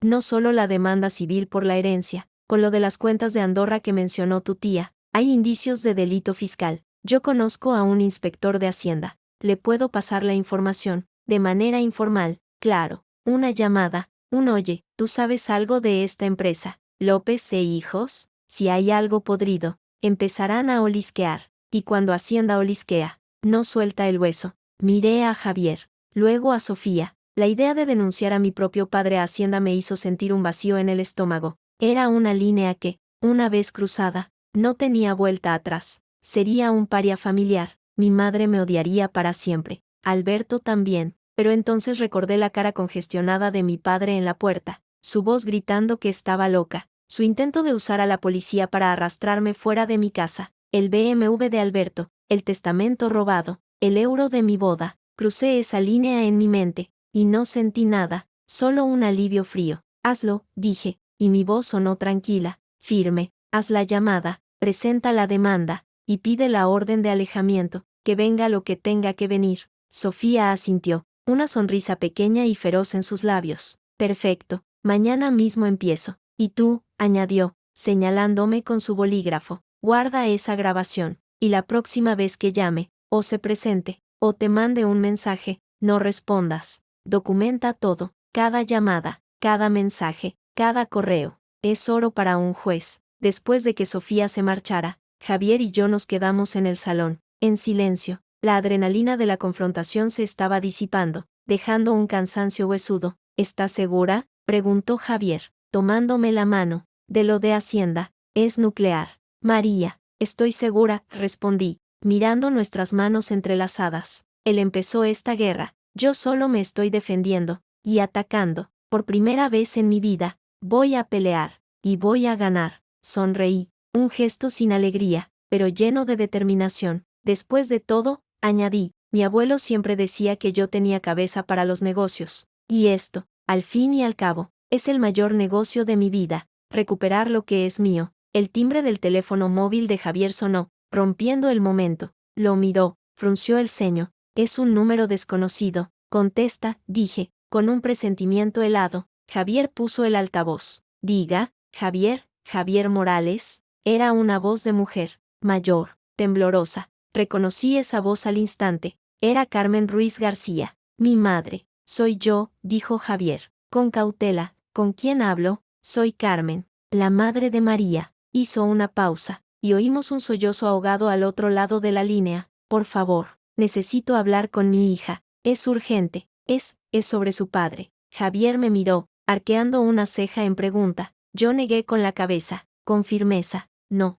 iba a hablar con ella. No ahora. No después de lo que había pasado. Carmen, lo siento, pero María no puede hablar ahora, dijo Javier, con su tono más profesional. Si tiene algo que decir, puede decírmelo a mí, pero es mi hija. El grito de mi madre era desesperado. Tengo derecho a hablar con ella, su padre está hecho un desastre, y los polis le han soltado una bronca tremenda. Ha venido dando voces, rompiendo cosas, dice que va a denunciarla, que la va a encerrar. Por favor, Javier, que pare esto, que pare esta locura. La locura, dije yo, hablando directamente al teléfono, incapaz de contenerme más. Empezó cuando mi padre me robó mi herencia. Madre, cuando firmé unos papeles a los 18 años sin saber lo que hacía, cuando compró un BMW a Alberto con mi dinero, cuando no vino a mi boda, cuando me mandó un euro, cuando me pidió $8,400 para la boda de su hijo dorado, y cuando, esta noche, ha traído a la policía a mi puerta para decir que estoy loca. Esa es la locura, y yo no la voy a parar, la voy a ganar. Hubo un silencio al otro lado de la línea. Luego, la voz de mi madre, ahora fría, seca, sin rastro de lágrimas. Así que es verdad, Isabel te ha llenado la cabeza, te ha envenenado contra tu familia. Isabel me ha dicho la verdad, repliqué, algo que tú nunca hiciste. Esa verdad va a destruir a esta familia. María, esta familia, dije, y cada palabra era un clavo en un ataúd. Se destruyó sola hace mucho tiempo. Yo solo estoy recogiendo los escombros y construyendo algo nuevo con ellos. Adiós, madre. Colgué. Javier me miró, impresionado. ¿Estás segura?, preguntó de nuevo. pero esta vez con admiración en la voz. Nunca he estado más segura de nada en mi vida, respondí, y era la verdad. El teléfono volvió a sonar inmediatamente, el mismo número. Lo miré, luego miré a Javier. Y entonces, sonreí, una sonrisa amplia, real. Bloquéalo, dije, bloquea todos sus números. El de mi padre, el de mi madre, el de Alberto, bloquéalos todos. Y mientras Javier tecleaba en el teléfono, yo me levanté y fui a la cocina. Necesitaba un café, fuerte, porque la guerra, como había dicho Sofía, acababa de empezar, y yo tenía la intención de ganarla. El café de la mañana sabía a victoria tibia. Una semana después del incidente con la policía, la orden de alejamiento provisional estaba en vigor. 500 metros entre mi padre y cualquier lugar donde yo estuviera. La demanda civil por la herencia, gruesa como una guía telefónica, reposaba sobre el escritorio de Sofía, lista para presentarse. Pero tenemos que hablar de esto, dijo Sofía, señalando las fotocopias de los extractos bancarios que Isabel había guardado. Esto no es solo una demanda de partición, esto huele a fraude fiscal. Y mira estas transferencias a Andorra justo después de la muerte de tu abuelo. ¿Coincidencia? Lo dudo. Javier estudió los documentos, pasando un dedo por las cifras. ¿Cuánto crees que desvió? Sin acceso a los libros contables reales. Es imposible saberlo, dijo Sofía, pero estas 3 transferencias suman 200.000 euros de entonces, ajustado a la inflación. Un dineral, concluí yo, dinero que era, en parte, mío. El timbre de la puerta nos sobresaltó a los 3. No era el portero, era alguien en la puerta del piso. Un golpe seco, educado pero insistente. Javier miró por la mirilla, su espalda se tensó. Es tu madre. No abras, dije de inmediato, aunque una parte de mí, la niña herida, se estremeció. No puede estar aquí, dijo Sofía, consultando su reloj. La orden de alejamiento incluye a los familiares directos si actúan en su nombre. Esto podría ser una violación. Los golpes continuaron, seguidos de una voz que nunca pensé oiría tan suplicante. María, por favor, hija, solo quiero hablar. Javier me miró, una pregunta en los ojos. La rabia y la curiosidad luchaban dentro de mí. Finalmente, asentí. Tenía que oír lo que tenía que decir. Tenía que ver su cara. Abrimos, dejando la cadena puesta. Carmen Ruiz, mi madre, parecía haber envejecido 10 años en una semana. Llevaba el mismo abrigo beige de siempre, pero le colgaba de los hombros. Sus ojos, normalmente impecablemente delineados, estaban hinchados y rojos. María, sollozó, apenas un susurro. ¿Qué quieres, madre? Pregunté, sin abrir la cadena. ¿Así me tratas? ¿Ni siquiera me dejas entrar? Después de lo de la otra noche, después de que apoyaras a tu marido cuando trajo a la policía para decir que estaba loca. No te dejo entrar.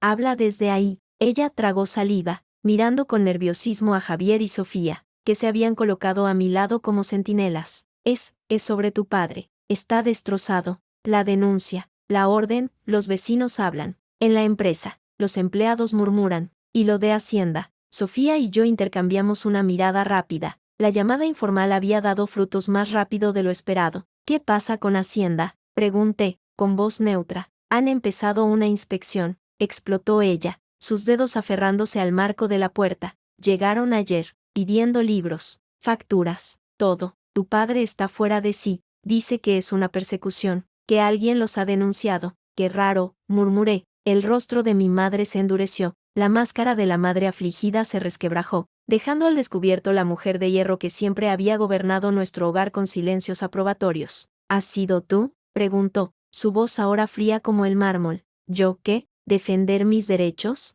¿Recuperar lo que mi padre me robó? Sí, madre, he sido yo, y más. Esa empresa es la vida de tu padre, de esta familia. Lo vas a destruir. Él se está destruyendo solo, con sus mentiras, sus robos, sus trampas, y tú lo has permitido, siempre. Yo he protegido a esta familia, gritó, y fue un grito desgarrado, lleno de una rabia que quizás llevaba décadas reprimiendo. He aguantado sus humores, sus arrebatos, he mantenido las apariencias, para que tú y tu hermano tuvierais un nombre, una posición, y esta es mi recompensa, que mi propia hija me echa la policía a la puerta y denuncia a su padre a Hacienda. Tu recompensa, dije, sintiendo como cada palabra me quemaba la garganta, fue callarte cuando firmé esos papeles, fue mirar para otro lado cuando compró el BMW, fue no venir a mi boda. Tu recompensa es la familia que elegiste, disfrútala. Sus ojos se llenaron de lágrimas de rabia, no de dolor. te vas a arrepentir, susurró, eco de las palabras de mi padre. Cuando estés sola,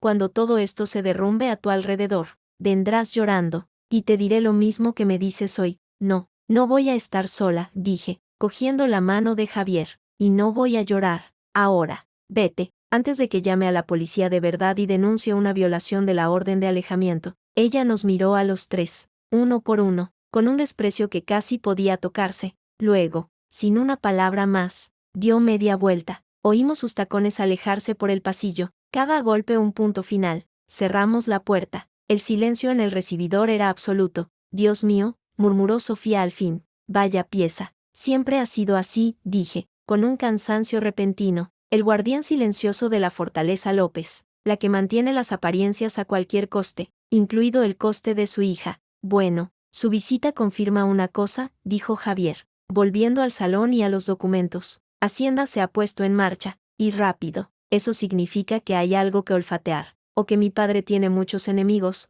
añadió Sofía, sentándose. Pero esto cambia nuestra estrategia. Si hay una inspección de Hacienda en marcha, podemos pedir la suspensión de la vista civil hasta que termine, o mejor aún, usar sus hallazgos en nuestro favor. Fraude fiscal implica fondos ocultos, fondos que podrían servir para indemnizarte. Sonó mi teléfono móvil, un número desconocido. Dudé, pero lo atendí. Diga, María López, habla la inspectora jefe Ana Ruiz, de la agencia tributaria. ¿Tiene un momento? El corazón me dio un vuelco. Miré a los otros, poniendo el altavoz. Sí, dígame. Recibimos cierta información anónima sobre posibles irregularidades en la empresa López e Hijos. Estamos realizando una inspección rutinaria. En mis pesquisas, he visto que hay una demanda civil de usted contra la empresa por temas de herencia. Me preguntaba si estaría dispuesta a facilitarnos cualquier documentación que pudiera tener sobre la situación financiera de la empresa en los últimos años. Cualquier cosa podría ser de ayuda. Sofía me hizo señas de que aceptara, con los ojos brillando. Sí, claro, inspectora. Tengo algunos documentos. ¿Dónde y cuándo? La oficina de Hacienda en la calle Alcalá olía a papel viejo y café recalentado. La inspectora Ruiz era una mujer de unos 50 años, con gafas de concha y una mirada que no perdía detalle. Me recibió junto con Sofía, que ejercía de mi abogada. Gracias por venir, dijo, ofreciéndonos asiento. Como le dije, es una inspección rutinaria, pero sus documentos, pasó las fotocopias de los extractos de Andorra, son muy interesantes. Coinciden con movimientos que hemos visto en cuentas de la empresa, justificados como pagos a proveedores internacionales que, curiosamente, no aparecen en su contabilidad oficial. ¿Es grave?, pregunté. Depende de la intencionalidad y el volumen, respondió ella, con cautela profesional. Pero le diré algo, señora López. Llevo 20 años en esto, y el olor a fraude aquí es bastante fuerte. Su padre, digamos, no ha sido muy cuidadoso, o era muy arrogante y pensaba que nunca le pillarían. Siempre ha sido arrogante, musité. La cuestión, continuó la inspectora, es si usted está dispuesta a colaborar más a fondo. Su demanda civil puede entrelazarse con nuestro caso penal. Si se demuestra el desvío de fondos, podría significar una recuperación más rápida y sustanciosa de su herencia, pero también podría significar testificar contra su padre. El aire de la oficina pareció volverse más denso. Testificar, declarar en un juicio penal contra mi propio padre. Sofía puso una mano tranquilizadora sobre la mía. Mi cliente quiere justicia, inspectora, y recuperar lo que es suyo. Colaborará con todo lo necesario, dentro del asesoramiento legal. La inspectora asintió, satisfecha. Bien, entonces, esto es lo que necesito. La reunión duró 1 hora. Al salir, la tarde madrileña era gris y fría. ¿Estás bien?, preguntó Sofía mientras caminábamos hacia el metro. No lo sé, respondí, y era la verdad. Cada paso que doy me aleja más de ellos. Para siempre. Ellos te alejaron primero. María, tú solo estás caminando en otra dirección. Sonó mi teléfono de nuevo. Esta vez, era el número de mi hermano. Lo miré, luego a Sofía. Contesto, graba la llamada, fue su consejo rápido. Acepté la llamada y activé el altavoz. Alberto, dije, con frialdad, ¿qué coño te pasa, hermana? Su voz era un bufido de rabia pura, sin saludo, sin preámbulos. ¿Estás contenta?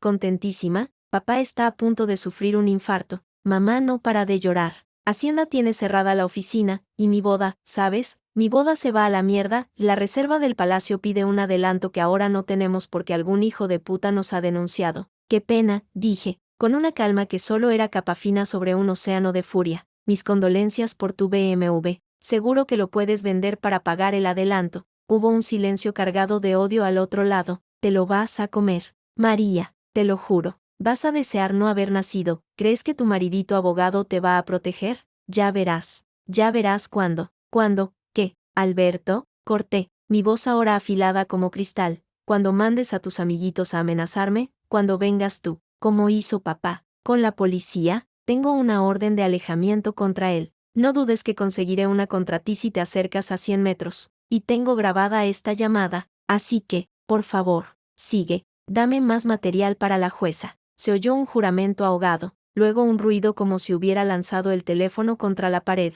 La llamada se cortó. Sofía me miró, impresionada. Vaya forma de sacar de quicio a alguien, pero ten cuidado con él. María, es más impulsivo que tu padre, más estúpido, y eso lo hace más peligroso. Lo sé, suspiré, metiendo el teléfono en el bolsillo, pero no voy a esconderme, no más. Esa noche, mientras Javier preparaba la cena, me senté frente al ordenador. Había un email nuevo, de mi tía Isabel, ya en casa convaleciente. María, cariño, Laura me ha contado lo de tu madre. Lo siento, de verdad, sé lo que duele, pero estoy orgullosa de ti, más fuerte de lo que nunca fui yo. Hay algo más, algo que no pude decirte en el hospital. El antiguo contable de la empresa, de Gonzalo, un hombre honrado, se fue hace años, disgustado con las nuevas prácticas de tu padre. Vive en Toledo, retirado. Creo que si va alguien y le explica la situación, sobre todo lo de tu abuelo, podría hablar. Guardó copias de todo, por si acaso. Su dirección es, ten cuidado, y diles, de mi parte, que se vayan a la mierda. Te quiere, tu tía Isabel. Le mostré el email a Javier. Toledo, dijo él, pensativo. Media hora en AVE. Mañana, asentí. Don Gonzalo resultó ser un hombre menudo, de ojos vivaces tras unas gafas gruesas, que nos recibió en su casa toledana llena de gatos y libros de contabilidad antiguos. Isabel me llamó, dijo, sirviéndonos un vino dulce. Dijo que al fin alguien le plantaba cara a Emilio. Llevo años esperando este día. Sacó una caja de cartón de un armario. Dentro, archivadores meticulosamente ordenados. Copias de los libros verdaderos de los años 90 y principios del 2000, explicó, pasando un dedo arrugado por los lomos, y los falsos que Emilio me mandó hacer para Hacienda. Aquí, abrió uno, señalando columnas de cifras. Aquí está el dinero de tu abuelo, los beneficios que debían reinvertirse, y que él desvió a cuentas en Andorra a nombre de un testaferro, más de 300.000 euros. De entonces, y aquí, pasó otra página, está tu nombre, María, en una nota interna de tu abuelo al contable. Provisionar un 30% de los beneficios anuales para el fondo fiduciario de mi nieta María, hasta su mayoría de edad. Un fondo que, por supuesto, nunca se creó. Las cifras bailaban ante mis ojos. No era solo el 30% de la empresa. Era años de beneficios, de dividendos, de un futuro robado. ¿Estaría dispuesto a declarar? Preguntó Javier, con la voz conteniendo la emoción. Don Gonzalo miró por la ventana, hacia las murallas de Toledo. Mi mujer ha fallecido, mis hijos viven lejos. No tengo nada que temer, excepto a Dios. Y Dios, estoy seguro, no mira con buenos ojos a los ladrones que roban a sus propios hijos. Sí, joven, declararé, llevo el peso de este secreto demasiado tiempo. De vuelta en el AVE, con las cajas de documentos a nuestros pies, Javier rompió el silencio. Con esto, lo tenemos. No solo la herencia, con la declaración de Gonzalo y los libros. Hacienda lo va a despedazar. ¿Y tu demanda civil? Será un paseo. Miré por la ventanilla, el paisaje castellano pasando a gran velocidad. No sentía euforia, solo un vacío inmenso, y una tristeza profunda por la familia que nunca tuve, por la niña a la que le robaron su futuro. Llama a Sofía, dije, sin apartar la vista de la ventana. Dile que tenemos el arma definitiva, y que quiero usarla. Quiero que la demanda se presente mañana mismo, y quiero copia de todo esto enviada a la inspectora Ruiz. ¿Estás segura?, preguntó, por enésima vez, pero ahora sabía la respuesta. Volví la cabeza hacia él. En su rostro vi apoyo, amor, y un poco de temor por la tormenta que estábamos a punto de desatar por completo. Totalmente segura. Una sonrisa triste se dibujó en mis labios. Después de todo, como dijo mi tía Isabel, que se vayan a la mierda. La sala de vistas del juzgado de primera instancia número 18 olía a madera pulida, miedo y café rancio. Yo estaba sentada entre Javier y Sofía, con la carpeta que contenía mi futuro, y el pasado robado, sobre el regazo. Al otro lado del pasillo, mi padre, flanqueado por su abogado, un tipo con cara de pocos amigos y un traje que le costaba más que mi mensualidad de la hipoteca. Mi madre no estaba. Alberto, tampoco. Eso ya me dijo todo lo que necesitaba saber. El juez, un hombre de edad indefinida y mirada cansada, entró. Todos nos pusimos en pie. Siéntense, murmuró, hojeando el auto de apertura de juicio oral. Señoría, en el caso 4478/2026, demanda de doña María López Ruiz contra don Emilio López Ruiz, por reclamación de participación social, rendición de cuentas e indemnización de daños y perjuicios. ¿Están las partes preparadas? Sí, señoría, dijimos Sofía y el abogado de mi padre, el señor Villalba, al unísono. Procedan, pues, con la exposición inicial. Demandante. Sofía se levantó. Llevaba un traje pantalón negro impecable. Era su armadura. Señoría, hoy estamos aquí por una verdad simple y una injusticia compleja. Simple es la voluntad de un hombre, de Emilio López Sánchez, que quiso legar a su nieta, mi cliente, el 30% de la empresa familiar. Compleja es la red de mentiras, falsedades y apropiación indebida que su hijo, el demandado, urdió para robar esa herencia. Presentaremos el testamento hológrafo, testimonios de quien lo conoció, y la prueba de que la firma de cesión de mi cliente, entonces una joven de 18 años, se obtuvo bajo engaño flagrante. No pedimos un favor, pedimos justicia, la justicia que se le debe a quien fue despojada no solo de un patrimonio, sino de su lugar en la historia de su propia familia. Se sentó, el juez anotó algo. Demandado, el señor Villalba se levantó, con una sonrisa condescendiente. Señoría, lo que vamos a desmontar hoy es un castillo de naipes construido sobre el rencor y la incomprensión. Mi cliente, un empresario hecho a sí mismo, siempre ha velado por su familia. La cesión de derechos que su hija firmó fue voluntaria, informada, y a cambio de una compensación que ella aceptó. Lo del testamento hológrafo es una fantasía de una tía solterona con evidentes rencillas familiares, y la insinuación de apropiación es ofensiva. Mi cliente ha administrado la empresa con honor, a pesar de los ataques infundados de Hacienda, instigados,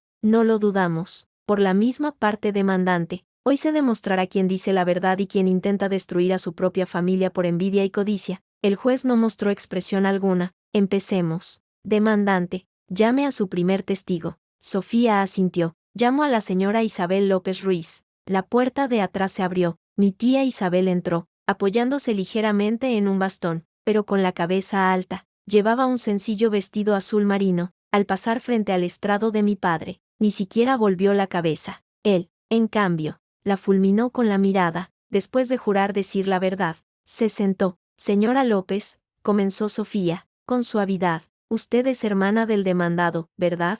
Sí, para mi desgracia. A veces pienso. Una leve sonrisa se dibujó en el rostro del juez. Conoció la voluntad de su padre, de Emilio López Sánchez, respecto a su nieta. Mi cliente, la conocí muy bien. Mi padre me lo dijo claramente, y me mostró el testamento que había firmado. Quería que María tuviera su parte, que fuera su socia. Decía que tenía cabeza para los negocios, y tenía razón. ¿Le mostró ese documento? Sí, y yo, desconfiando de mi hermano desde que éramos niños, hice una fotocopia de la página clave, la que nombraba a María. Se la enseñé a ella hace unas semanas. Sofía presentó la fotocopia como prueba. El abogado de mi padre, Villalba, se puso en pie. Protesto, señoría, un papel fotocopiado, sin firma original, no prueba nada. Podría ser cualquier cosa. Se admitirá de momento para su valoración conjunta, dictaminó el juez. Continúe. Letrada. Señora López, prosiguió Sofía,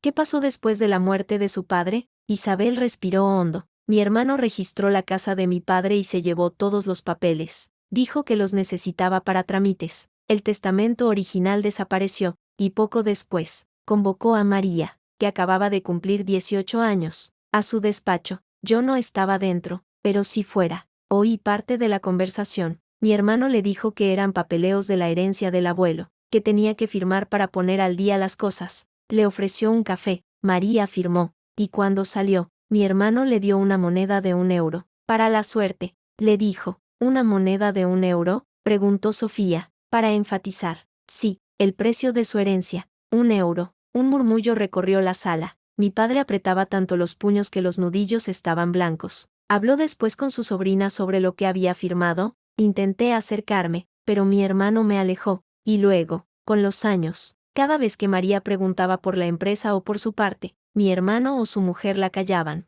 No seas envidiosa, le decían, tu padre trabaja muy duro. Ella se callaba. Hasta ahora. Gracias, señora López. No tengo más preguntas. El señor Villalba se levantó, como un buitre olfateando la carroña. Señora López, ¿no es cierto que usted y mi cliente, su hermano, llevan décadas sin hablarse, que hay un rencor profundo entre ustedes? No hablamos porque es un sinvergüenza. El rencor lo tiene él hacia cualquiera que no se doblegue a su voluntad. Y no es cierto que usted, alentada por ese rencor, ha inventado esta historia del testamento para dañar a su hermano y, de paso, beneficiar a su sobrina, a quien siempre ha preferido frente a su sobrino Alberto. Isabel esbozó una sonrisa de desprecio. Inventar, no, recordar. Sí, y sí, prefiero a María. Tiene más valor en la uña meñique que Alberto en todo su cuerpo, pero eso no cambia los hechos. Los hechos son el testamento, y la traición de mi hermano. Villalba se mordió el labio, frustrado. No tengo más preguntas para esta testigo. El juez anotó algo. Demandante, llame a su siguiente testigo. Llamó a de Gonzalo Márquez, antiguo contable de López e Hijos S.L. Don Gonzalo entró con paso firme.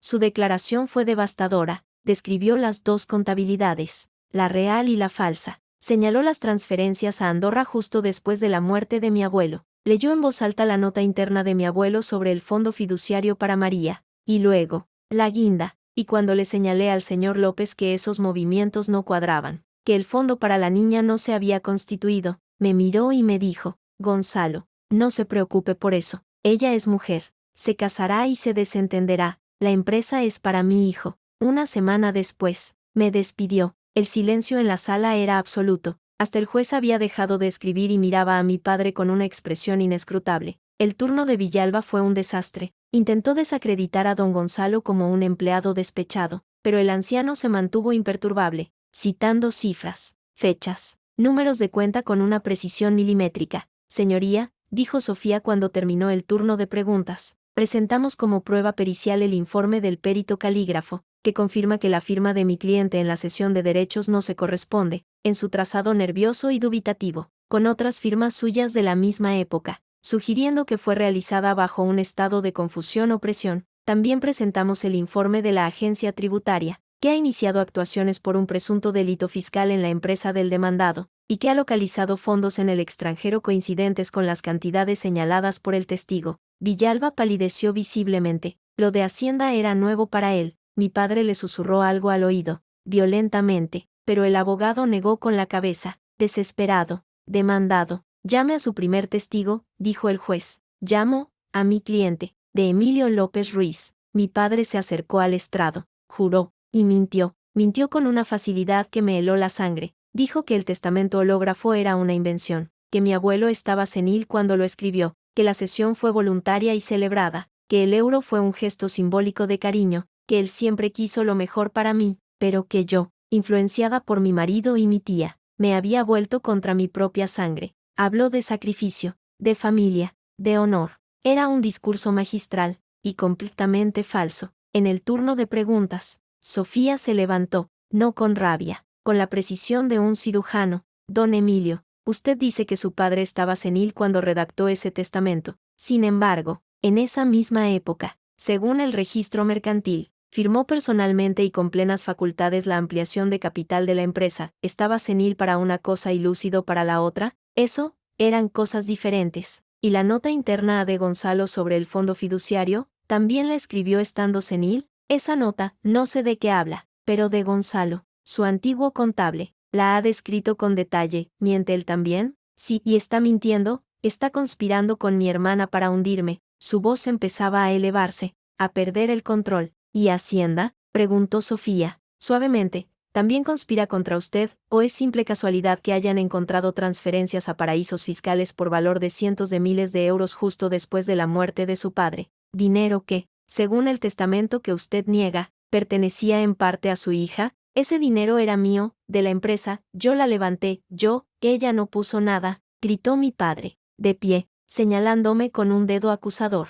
El juez golpeó el martillo. Señor López, cálmese o tendré que tomar medidas. Mi padre respiró con dificultad, pero se sentó. La máscara del empresario respetable se había hecho trizas. Una última pregunta, don Emilio, continuó Sofía, implacable. El día de la boda de su hija, ¿por qué no fue? La pregunta, aparentemente fuera de lugar, lo desconcertó. ¿Qué tiene que ver eso? Responda, por favor. Estaba ocupado, tenía asuntos más importantes que la boda de su hija, como, por ejemplo, comprar un BMW Serie 4 para su hijo Alberto, un coche cuyo precio ronda los 84.000 euros. La misma cifra, curiosamente, que le exigió a María unas semanas después para la boda de su hermano. ¿No es así? Eso es una difamación. ¿Lo niega? Sofía levantó su móvil. Tengo aquí la captura de pantalla del SMS. Son $8.400. Es tu obligación como hermana. Firmado. Padre, ¿lo niega? Mi padre se quedó sin habla. Jadeaba. Miró a su abogado, que tenía la cabeza entre las manos. No, no es así. Gracias. No tengo más preguntas. El resto de la vista fue una cuesta abajo para ellos. Su abogado llamó a mi madre, pero ella, a través de una declaración escrita, se limitó a decir que siempre confió en su marido y que había malentendidos. Fue un testimonio débil, evasivo. No llamaron a Alberto. Eso lo decía todo. Llegaron los informes finales. Villalba farfulló algo sobre vínculos familiares y interpretaciones interesadas. Sofía fue concisa y letal. Señoría, no se trata de interpretaciones. Se trata de un robo, documentado, testificado y probado. La demandante pide justicia, y la justicia, hoy, tiene nombre y apellidos. María López Ruiz. El juez anunció que daría su sentencia en 10 minutos. Fueron los 10 minutos más largos de mi vida. No miré a mi padre. Sostenía la mano de Javier con fuerza. El juez volvió. Su rostro era inexpresivo. En nombre del rey, y por autoridad conferida por el pueblo español, voy a dictar sentencia. En primer lugar, sobre la cuestión de la validez de la cesión de derechos, atendiendo al informe pericial caligráfico, al testimonio de Isabel López sobre los hechos que rodearon la firma, y a la evidente desproporción de la contraprestación, €1. Este juzgado declara nula de pleno derecho dicha cesión por vicio en el consentimiento y lesión enorme. Mi padre emitió un sonido gutural. En consecuencia, continuó el juez, se reconoce a de María López Ruiz su condición de titular del 30% de las participaciones sociales de López e Hijos S.L., desde la fecha de fallecimiento de su abuelo. Se condena al demandado, de Emilio López Ruiz, a la inmediata restitución de dichas participaciones y a la rendición de cuentas de todos los beneficios generados por las mismas en los últimos 14 años. Un perito contable, designado por este juzgado, calculará el monto exacto, con intereses legales, estimando a priori, y a falta de liquidación definitiva, una cantidad no inferior a los 480.000 euros. 480.000 euros. La cifra resonó en la sala. Mi padre se desplomó en su asiento, pálido como la cera. Además, siguió el juez, dado los indicios de desvío de fondos y falsedad documental puestos de manifiesto, y en conexión con la investigación de la agencia tributaria, este juzgado se inhibirá a favor de la jurisdicción penal para el posible enjuiciamiento de esos hechos. Las actuaciones se remitirán a la Fiscalía. Fue el golpe de gracia. No solo tenía que devolverme el dinero, iba a tener que enfrentarse a un juicio penal, por fraude, por apropiación indebida. Finalmente, concluyó el juez, se condena al demandado al pago de las costas procesales. Notifíquese. Levanto la sesión. El martillo golpeó. Era el sonido de mi liberación. Mi padre se levantó como un autómata. Su abogado intentaba hablar con él, pero él no escuchaba. Me miró. Sus ojos ya no mostraban rabia, mostraban odio, un odio puro, absoluto, que traspasaba la distancia entre nosotros. Esto no ha terminado, masculló, pero sus palabras carecían de fuerza, solo eran el eco de una derrota. Para mí, sí, respondí, tranquila. Él dio media vuelta y salió tambaleándose de la sala. Su abogado lo siguió, recogiendo papeles a toda prisa. Sofía me abrazó. Javier también. Lo has conseguido, María, susurró Sofía. Lo has conseguido. Sentí una oleada de algo que no era alegría. Era alivio. Era el fin de un largo, largo camino de vuelta a casa. A mi casa. Al salir al pasillo, iluminado por la luz gris de Madrid, nos encontramos con una última sorpresa. Alberto estaba allí, apoyado contra la pared. Tenía los ojos inyectados en sangre. Olía a alcohol. Contentísima. Hermana, escupió, acercándose. Javier se interpuso. Alberto, aléjate, cállate. Tú, esto es cosa de familia, gritó Alberto. intentando esquivarlo para llegarse a mí. ¿Sabes lo que has hecho? Has hundido a nuestro padre, has hundido la empresa, mi boda se ha ido a la mierda, todo por tu puta avaricia. No, dije, mirándolo directamente a los ojos. Todo por justicia, algo que tú no entenderías, porque siempre te lo han dado todo servido, hasta el BMW. ¿Cómo va? Por cierto, ¿ya lo has tenido que vender? Su rostro se descompuso en un rictus de odio puro. Levantó la mano, pero antes de que pudiera hacer nada, dos guardias judiciales que salían de otra sala se interpusieron.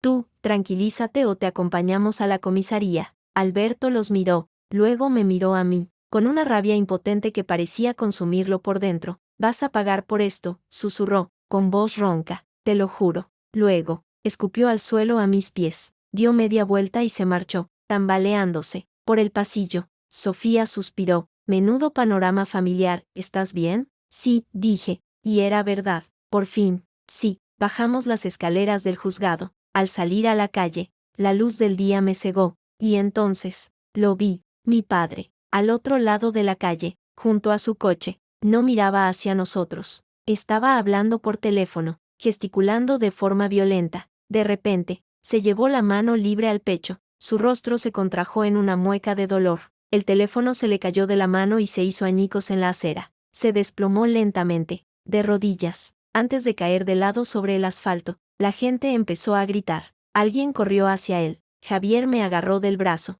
María, espera. Pero yo ya estaba cruzando la calle, esquivando coches. No sentía nada, ni preocupación, ni miedo, ni triunfo, solo una curiosidad distante. Llegué junto a él justo cuando un transeúnte le practicaba RCP. Mi padre yacía en el suelo, sus ojos abiertos, vidriosos, mirando al cielo gris de Madrid. Su boca se abría y cerraba sin emitir sonido. Nuestras miradas se encontraron por un instante. En sus ojos, en el último segundo de conciencia, creí ver algo. Miedo, arrepentimiento, odio, no lo supe. Luego, se cerraron. Sonó a lo lejos la sirena de una ambulancia. Me quedé allí, de pie, mirando cómo los sanitarios bajaban a toda prisa. Le ponían una mascarilla de oxígeno, lo subían a la camilla. Javier se colocó a mi lado, poniéndome un brazo sobre los hombros. ¿Qué hago, Javier? Pregunté, sin apartar la vista de la puerta de la ambulancia que se cerraba. Lo que tu corazón te diga, respondió él, con suavidad.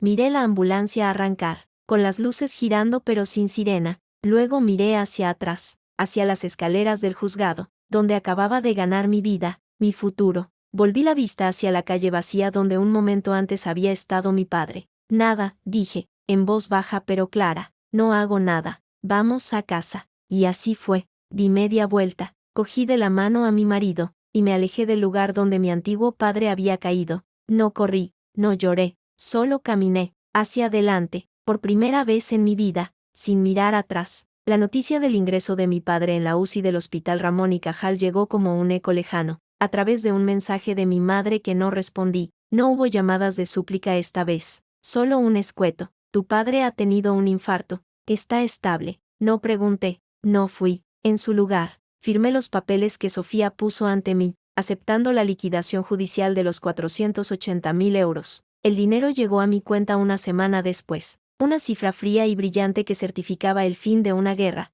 Fue entonces cuando mi madre apareció en persona, una última vez, no en mi puerta. Me esperó a la salida de mi trabajo, en la calle Serrano. Parecía una sombra de sí misma. El abrigo beige ahora le quedaba enorme. María, dijo, y su voz era solo un hilo de aire. No, madre, la interrumpí, sin detener mi paso. No hoy, no nunca. Necesito dinero. Soltó, y la crudeza de su petición, sin preámbulos, sin la máscara del drama, casi me hizo detenerme, casi. La empresa, Hacienda ha embargado las cuentas, la casa está hipotecada hasta las tejas, y tu padre, la sanidad privada, que venda el BMW, dije, siguiendo caminado. Ella trotaba a mi lado, como un perro famélico. Alberto lo ha vendido, y se ha ido, se ha largado a no sé dónde con lo que le dio y dejando unas deudas de juego. Su voz se quebró, esta vez de verdad. María, por favor, es tu familia. Me detuve, me volví, la miré a los ojos, buscando algún rastro de la mujer que cantaba nanas, de la que me secaba las lágrimas cuando me caía. Solo vi el pánico de una náufraga. Ustedes dejaron de ser mi familia el día que me robaron mi futuro, y usted lo firmó como cómplice con su silencio. Así que no habrá dinero, no habrá perdón. Vuelva con su marido, ahogúense juntos. La dejé plantada en la acera, con la boca abierta en un grito mudo. No miré atrás. La oficina de Sofía olía a café recién hecho y a éxito. Tiene dos opciones, dijo, desplegando documentos sobre la mesa. Cobrar los 480.000 y listo. O, dado que la empresa va a ser liquidada forzosamente por Hacienda para pagar la multa fiscal, que será millonaria, puedes presentarte como acreedor preferente con tu sentencia y pujar por los activos, los almacenes, la cartera de clientes, el nombre. Podrías quedártelos por una fracción de su valor. Javier me miró, intrigado. ¿Y qué harías con López e hijos? María, sonreí, por primera vez con un atisbo de verdadera alegría, de un plan que había estado germinando en silencio. No quiero López e hijos, quiero fundar López y Asociadas, una consultoría de proyectos, para mujeres. Con ese dinero, más lo que podamos sacar de los activos, crearemos un fondo para ayudar a mujeres a emprender, a estudiar, a escapar de situaciones, como la mía. Daremos asesoría legal gratuita, talleres, microcréditos. El silencio que siguió fue de admiración. Sofía sonrió, ampliamente. Me apunto. Dejó el bufete. Seré tu socia, la asesora legal a tiempo completo. Javier me apretó la mano, y yo puedo ocuparme de la parte contractual. Sería un hermoso final, y un mejor comienzo. Un final, asentí, pero primero, hay algo que tengo que comprar. El piso en el barrio de Chamberí era luminoso, con un balcón que daba a un jardín interior tranquilo. No era un palacio, era un hogar. El agente inmobiliario nos entregó las llaves. 2 juegos, pesadas y nuevas. Felicidades, es suyo. Esa noche, mientras desempacábamos las primeras cajas en el salón vacío, sonó el timbre. Era un mensajero, un paquete pequeño, sin remitente, dentro, una llave antigua, oxidada, con un llavero de plástico de los años 90 que decía López e hijos, y una nota, de letra temblorosa pero reconocible. María, encontré esto en el cajón de la mesilla de tu padre, en el hospital. Es la llave del archivo viejo de la oficina, el que tenía los papeles de tu abuelo. Creo que te pertenece. No pido perdón. Sé que no vale nada, pero quería que tuvieras esto, para que cierres la puerta que quieras. Isabel, tu tía, si me lo permites. Sostuve la llave oxidada en la palma de la mano. Luego, sin decir nada, fui al balcón y la arrojé lejos, hacia la oscuridad del jardín. Oí un leve clink cuando cayó entre los arbustos. ¿Por qué?, preguntó Javier, que me había seguido. Porque no necesito llaves viejas,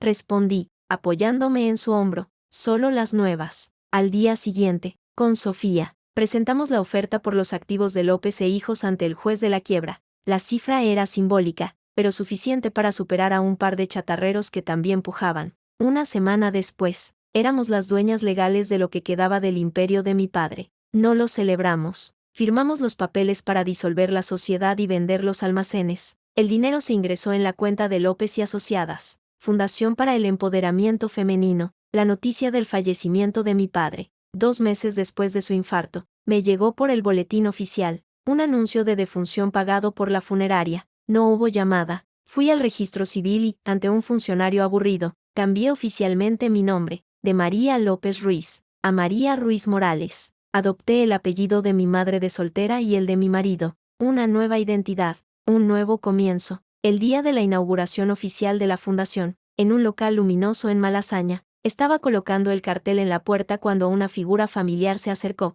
Era Laura, mi prima, con una carpeta bajo el brazo. María, hola. Laura, ¿vienes a echar un vistazo? Sí, y a traerte esto. Me entregó la carpeta, de parte de mamá. Dentro, había copias de todas las fotos de familia donde yo salía, desde bebé hasta la adolescencia, y una foto de mi abuelo y yo, que yo no recordaba, sentados en su viejo escritorio, los dos sonriendo. En el reverso, con la letra de Isabel, para que no olvides de dónde vienes, y hacia dónde vas, que es mucho más importante. ¿Cómo está?, pregunté, con un nudo en la garganta. En paz, por fin. Dice que eres la mejor revancha que podía tener contra su hermano. Una vida bien vivida. Laura esbozó una sonrisa, y quería preguntarte si necesitáis una administradora para esta fundación. He cursado un máster en gestión de ONGs. La abracé. Fue un abrazo corto, incómodo al principio, pero real. El puesto es tuyo. Bienvenida a López y Asociadas. Esa noche, en nuestro nuevo piso,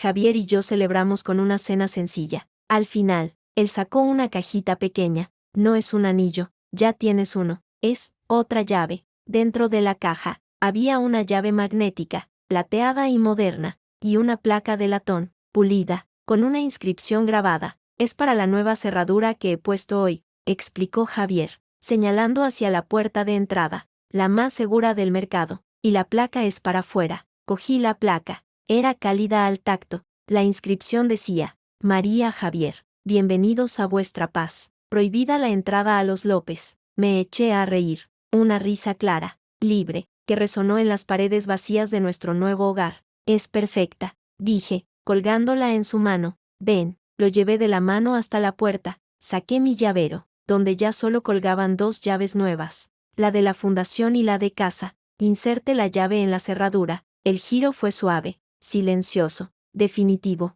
Abrí la puerta al balcón. La noche de Madrid era cálida, llena de luces y de vida. Javier se colocó detrás de mí, rodeándome con sus brazos. Sus manos cerraron sobre las mías, que aún sosteníamos la llave en la cerradura. Esta vez, susurró en mi oído, las llaves están donde deben estar, en tus manos. Dejé la llave en la cerradura, puesta, y apoyé mis manos sobre las suyas. Miré hacia adentro, a nuestro salón vacío, lleno de cajas y de posibilidades. Luego miré hacia afuera, a la ciudad que era ahora solo mía, solo nuestra. No corregí, volviendo la cabeza para besarlo suavemente, en nuestras manos, y allí, en el umbral de todo lo viejo que quedaba atrás y todo lo nuevo que estaba por venir, supe que la única herencia que importaba, la única que nadie podría robarme jamás, era la que estaba construyendo, llave a llave, con mis propias manos, y con las suyas.